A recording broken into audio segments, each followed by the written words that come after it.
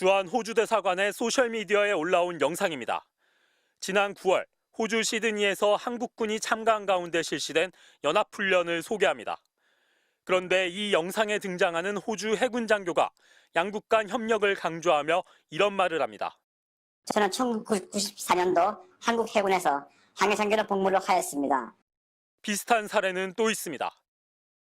2년 전 한국 군복을 배경으로 군사 잡지와 인터뷰를 하고 있는 호주군 장교.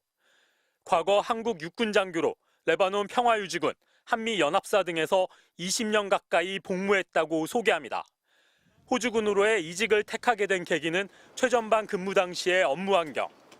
많은 업무량과 기본적인 생필품 공급도 제한적인 전방에서 자신과 함께하기 위해 희생하는 가족들에게 미안함을 느꼈다고 말합니다.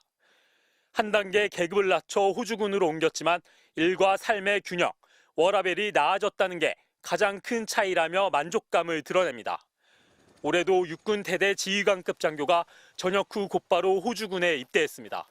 MBC 취재 결과 최소 4명 이상의 한국군 장교가 호주군으로 옮긴 것으로 파악됐습니다. 모두 뛰어난 어학 실력과 해외 파병, 연합작전 수행 경험을 보유한 핵심 간부로 알려졌습니다. 높은 업무 강도에 더해 교고지 근무와 상대적으로 낮은 처우, 직업적 불안정성에 시달리는 우리 군의 중견 간부들이 가족과 미래를 찾아 호주군으로의 이직을 택하고 있는 실정입니다.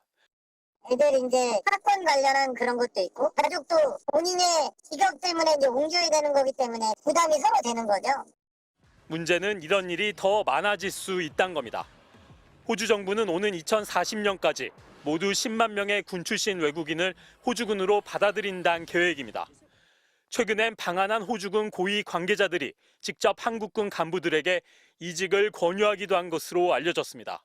국방부가 경각심을 가지고 간부들에 대한 처우와 근무 환경 개선에 적극적으로 나서야 할 것입니다.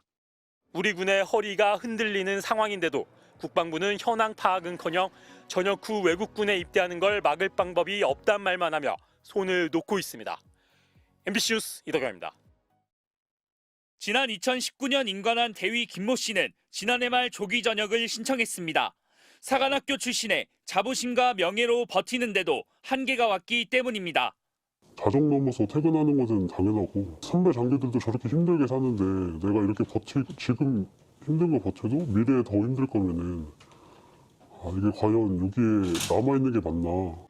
사관학교 출신 장교들의 의무복무 기간은 10년이지만 5년 차에 한 번 조기 전역 기회가 주어지는데 이를 택한 겁니다. 김대위와 같은 선택을 한 육해공 사관학교 출신 장교는 지난해 48명이었는데 올해는 122명으로 2.5배가량 급증했습니다. 열악한 근무 여건에 내년부터 소위 월급은 병장보다 낮아지면서 이탈이 가속화되고 있는 겁니다. 물가는 상승하고 있고 다른 기업들은 이제 뭐 성과급이다 뭐 이런 식으로 잔치를 한다 뭐 이런 일들이 밖에서는 벌어지고 있는데 군인들 같은 경우는 내가 제공한 노동의 가치가 이 정도였는 것인가. 전력 손실을 우려한 군 당국은 5년차 조기 전역은 심사를 통해 허가해주는 등 인원을 제한하고 있습니다.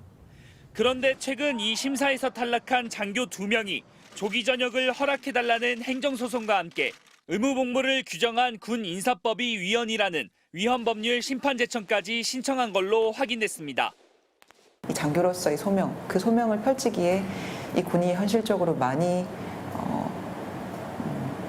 부조리한 부분이 있고 남은 이제 5년 동안 더 복무를 하는 것도 견딜 수 없다라고 생각하셔서 이렇게 이탈은 느는데 초급 간부를 양성하는 학군 ROTC, 3, 4관 학교 등의 지원율까지 급감하면서 인력 확보에 비상이 걸렸습니다. 초급 장교들이 전역을 위해서 소송까지 제기할 정도로 군 처우 문제가 매우 심각해졌습니다. 국방부는 경각심을 가지고 군 간부들의 처우 개선을 위해서 조속히 나서야 할 것입니다. 국방부는 보수 인상 등 처우 개선에 힘쓰고 있다고 밝혔지만 당장 내년도 단기복무 장교 후보생에게 주는 지원금 예산이 동결되는 등 대책이 여전히 미흡하다는 지적이 이어지고 있습니다. MBC 뉴스 고병찬입니다. 학군 사관 후보생들에게 의무복무를 끝낸 뒤 군에 남지 않는 이유를 물어봤습니다. 민간에 비해 턱없이 낮은 처우. 자기가 일한 만큼 못 번다는 그게 조금 작용을 해서 육군사관학교 출신과의 보이지 않는 차별도 이유로 듭니다.